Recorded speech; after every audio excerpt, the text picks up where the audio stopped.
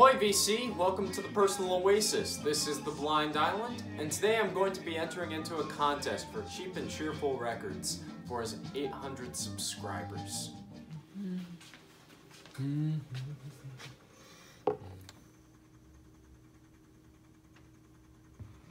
First and foremost, congratulations on all of your subscribers. You definitely deserve all of them. You're just such a light within the VC, and you always make us feel really happy. So congratulations on reaching 800 subscribers. I also really adhere to your whole theory that if you wait long enough, you can find the right deal for the right record.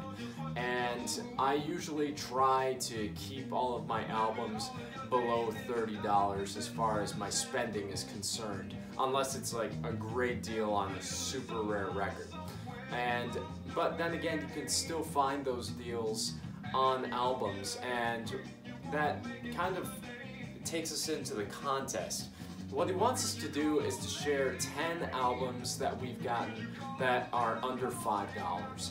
And they don't have to be anything crazy rare or anything that has a lot of monetary value, but it has to mean something to you. So I'm going to get started off, and the first one I'm going to share is this Hank Williams Sings. It's a 10-inch album, and it is one of the earliest albums in my collection. I found this at a thrift store for 50 cents, and it plays VG+. It's on the old shellac on the MG&M label, and just a really wonderful find.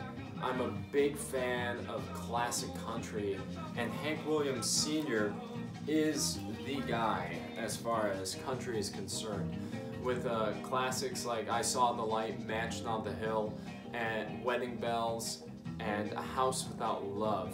This was just one of the best finds I've ever had at a thrift store, and I was so lucky to grab it for 50 cents.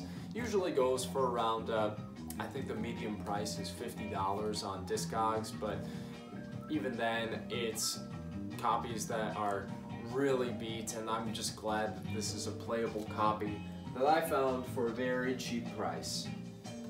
And then I have Lee Morgan's Charisma on the Blue Note label. This is one of his kind of lesser known albums. He didn't really, this doesn't have a lot of the cachet that some of his other records do, but it has this wonderful Latin vibe to it. And Hank Mobley, Jackie McLean, Cedar Walton, Paul Chambers are joining him on this. And I got this one for $4 at an antique mall, and I agree with you 100% that antique malls usually are the place to find some really great deals. And yeah, it does have a name written on the front here, but the gatefold is in pretty good shape. And there's no tearing up the seams, and for $4, I couldn't say no to one of the masters of trumpet. Charisma is a very enjoyable listen and brings a lot of enjoyment to the table. Then we have Tears for Fears, The Hurting. This came from a place that now is defunct. It was set in a Quonset hut in Madison, Wisconsin. It's called Rewind Records, and it now is shut down because the owner had a heart attack. It's a real shame because I found some incredible records there for super duper cheap, and this is one of them.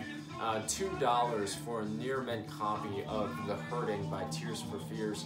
And you know, a lot of people will say Songs from the Big Chair is their favorite by this group, but I personally prefer The Hurting by these guys. So really great maudlin 80s mood music. And this is actually a fairly recent pickup, and this is the Turtles, Turtle Soup. And I love this record. It was the only album that was produced by Ray Davies that wasn't a Kinks album. And you can definitely feel the flavor of the Village Green and and Arthur all over this record. It is a phenomenal album. I picked it up for $2.50, and you can usually pick up Turtles albums for very, very cheap. They're usually found in bargain bins all over the place. But it's a real shame that this is not seen as the classic that it is, and I'm most likely going to be doing a review on this coming up, so take a look out for that. But great album. Picked this up yesterday for $2.50 at Exclusive Company, and very, very happy to have it in the collection. Next, I was going to show off another Booker T, but this one I thought was just so interesting. Found this one for $1 in a bargain bin, and it's Booker T and the MGs in Christmas Spirit, and what an awesome little find in the bargain bins. You can usually find a lot of great Christmas music in bargain bins, and because it's Christmas, people don't really look at it. And since it has kind of a nondescript cover, people didn't really take into consideration. This is a classic Stax release, and this is the second variant. The first one came out with an even more nondescript cover, and copies go for insane amounts of money. This one usually goes for around $30, $40 in good shape, and I was amazed at how good this record was holding up. For only $1, the sleeve is VG Plus with a little hole punch in the bottom, and then the record is VG. It's a very nice playable album with those iconic yellow Stax labels, and plays very well, gets a person in the Christmas spirit, and I'm looking forward to playing it this Christmas season. So great dollar finds in the bargain bin. Then I have Mongrel by the Bob Seger System. This is yet to get a reissue from my understanding, and it's not even found on any streaming services, which is a shame because those early Bob Seger albums are just absolute slayers.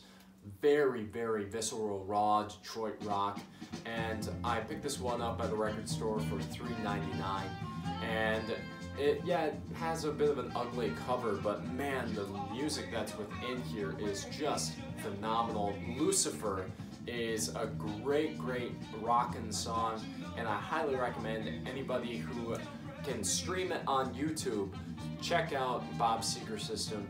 He's so much more than a lot of people think he is, and he is phenomenal on this album. Then the next one, this is a really cool pickup for $1, is After the Rain by Muddy Waters on the Cadet Concept label. And this is after his Electric Mud came out, and this is kind of a halfway point, I would say, for Muddy. The vinyl here is VG Plus, great, great shape. The record, the sleeve itself has a seam split on the spine, but I picked it up for $1 in a bargain bin, and man, this record slaps. It's so freaking fiery. Great, great electric blues by one of the kings of blues music. And definitely for those that don't really like all of the psychedelic wah-wah pedals on Electric Mud, it is a little tapered down on this album, and it's a good place for those that like their blues a little bit more psychedelic, but can appeal to the blues purists out there. So really, really great pickup there. Then I have an original pressing of Cecil Taylor's Conquistador on the Blue Note label. I picked this up at a little side shop. I did not expect there to be records in it, but anytime I see records, I just go and I check it out. And I picked this one up for, I believe, $5. And it was in fantastic shape. It's not my favorite jazz album to go to. Cecil Taylor is very dense, free jazz, in the same vein as Albert Ayler, just with his angular piano attacks, but I have such a great appreciation for the way that Cecil Taylor pushed the music forward, and this is definitely a seminal Blue Note album to have. I couldn't imagine picking it up in a little Indian shop that was on the street corner. I'm very, very happy that we stopped in there that day. Then we have Tim by The Replacements. Picked up this original copy of Tim at Mad City Music for $5 during Record Store Day. And yeah, the sleeve is in a little bit of rough shape, but the vinyl plays through just great. And you know what? Sometimes people are thrown off by a sleeve being a little beat up, but I get it. Everyone has their own way of collecting, but I personally am like, if the music plays, then that's what it's all about.